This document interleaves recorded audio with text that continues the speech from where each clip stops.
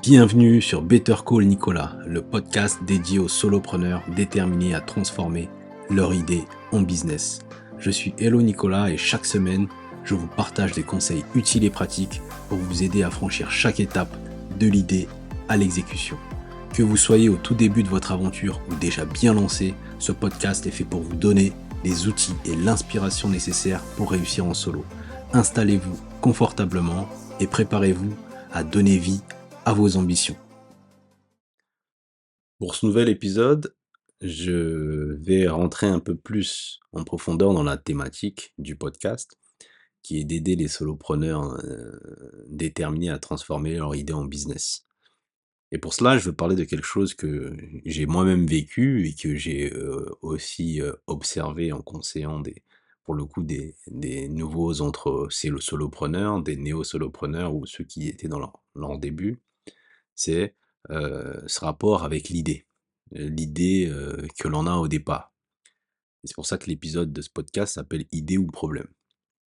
En fait, ce que je constate et ce que moi-même j'ai vécu, c'est que lorsqu'on veut se lancer dans l'entrepreneuriat, on a une idée et qu'on pense être brillante et parfaite, qui va faire mouche et qui va, entre guillemets, «nous garantir le succès». Et le problème, c'est que quand on est focalisé sur son idée, ce que ça crée, déjà, c'est qu'on s'y attache et que deuxièmement, le risque de s'égarer est plutôt grand.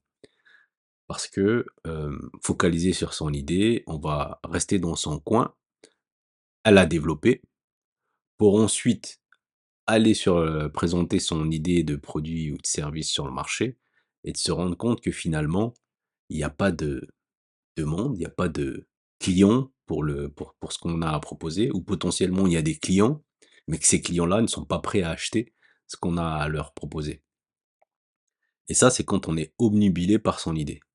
Et donc moi, ce que je conseille maintenant, c'est ou en tout cas ce que je dis, c'est que quand on a une idée, il ne faut pas oublier que l'idée tient sur un problème à résoudre.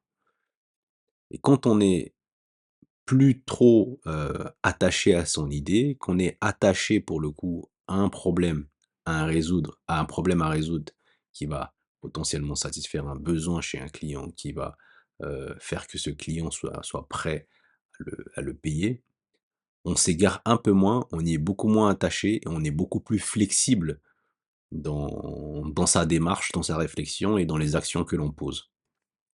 Et donc ça, c'est un disclaimer, c'est de se dire que: «OK, j'ai une idée que je pense brillante. Néanmoins, je vais, orienter ma réflexion autour du problème que je souhaite résoudre. Parce que quand on oriente sa réflexion autour du problème qu'on souhaite résoudre, on met aussi on est aussi en lien avec le client directement. On oublie de se en fait, on ne l'oublie pas, on reste pas, obnubilé par ce qu'on a dans la tête, mais on prend en compte le besoin du client.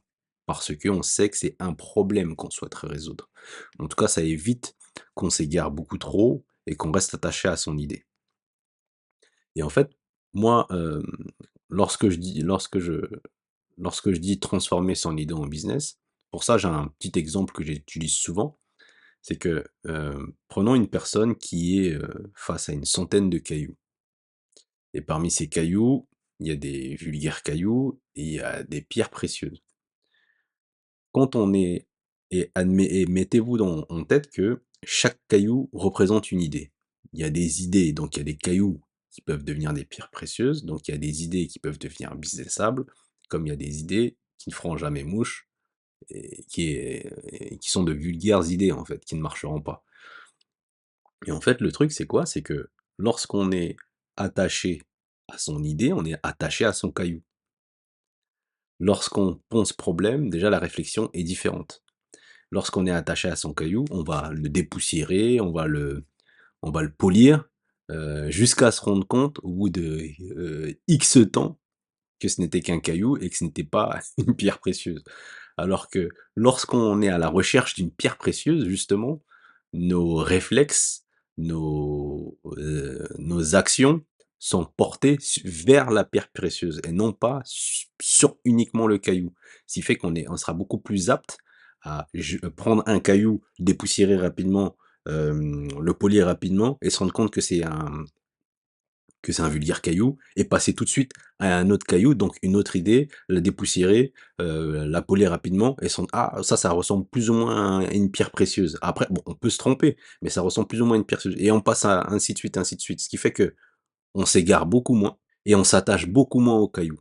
Et en fait, c'est ce que j'essaye de dire dans ce podcast, en tout cas, c'est le message que je souhaitais adresser, c'est que le solopreneur ou l'entrepreneur, mais là, en l'occurrence, moi, je m'adresse aux solopreneurs et notamment dans cet épisode particulier, à ceux qui débutent ou pour ceux qui seraient un peu plus aguerris. Et juste un rappel pour les différents idées que vous pouvez avoir, c'est que mettez-vous cet exemple de cailloux et de pierres précieuses. Concentrez-vous réellement sur le problème. Ça vous permettra de moins vous égarer et de moins être attaché à l'idée que vous pensez brillante, à l'idée que vous pensez qu'elle va révolutionner le business ou faire de vous un millionnaire ou je ne sais quoi. Détachez-vous vraiment de ça. Prenez les cailloux un par un, dépoussiérez-les, vos idées une par une, testez-la, voyez si petit à petit elles ressemblent à une pierre précieuse ou si, votre idée est businessable et avancer de cette façon. Et donc ça, c'est, dire que l'état d'esprit d'un solopreneur, c'est d'être un explorateur, surtout au démarrage, parce qu'en fait, au démarrage, on ne sait pas si ça va fonctionner. Mais c'est d'être un explorateur, c'est de prendre les cailloux les uns après les autres, voir ceux qui ont un potentiel d'être une pierre précieuse, ceux qui ont un potentiel d'être businessable et puis de continuer à avancer dans ce sens-là. C'est vraiment le message que je souhaite apporter. Pourquoi? Parce que, comme je le disais dans les épisodes précédents, le solopreneur, il est seul. Donc face à son caillou, seul pour les dépoussiérer, pour les polir, si on passe un temps fou sur un seul caillou, sur une seule idée, on perd son temps. Parce que notre ressource de temps est limitée. On perd également son énergie et on va certainement également perdre son argent. Imaginez-vous mettre 10 000 ou 15 000 € ou 20 000 € sur un seul caillou parce que vous pensiez, parce que vous étiez attaché, parce que vous pensiez que c'est ce caillou-là qui allait fonctionner, qui allait être une pierre précieuse ou cette idée-là qui allait être businessable. Je fais exprès de me répéter, mais pour que vous puissiez bien comprendre et entendre mon propos et visualiser ce que je visualise lorsque je vous dis ça, pour que je puisse vraiment être, mon propos soit compréhensible. Et donc vous imaginez perdre autant de temps, d'énergie, d'argent sur un seul caillou? Non, l'idée c'est d'être en mode explorateur, d'avoir bien en tête le problème, d'avoir bien en tête la recherche de la pierre précieuse et d'être capable de prendre le caillou pour ce qu'il est. Si c'est un vulgaire caillou, le mettre de côté, ou en tout cas s'il ressemble à un vulgaire caillou, le mettre de côté et se concentrer pleinement et uniquement sur le caillou qui est, ou en tout cas qui ressemble à une pierre précieuse qui est businessable.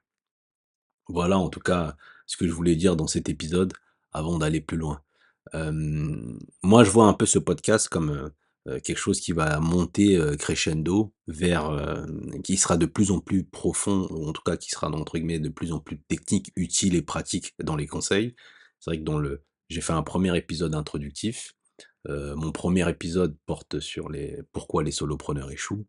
Le deuxième épisode porte sur l'état d'esprit qu'il faut avoir pour réussir en solo et ce troisième épisode-là, donc sur l'idée ou le problème. Parce que on est vraiment au départ, au début, donc c'est pour ça que j'ai pensé cette progression ainsi et petit à petit, je vous apporterai d'autres conseils utiles pour avancer dans votre parcours de solopreneur et vous aider step by step à transformer vos idées en business. En tout cas, voilà ce que je voulais dire. J'espère que vous m'aurez compris.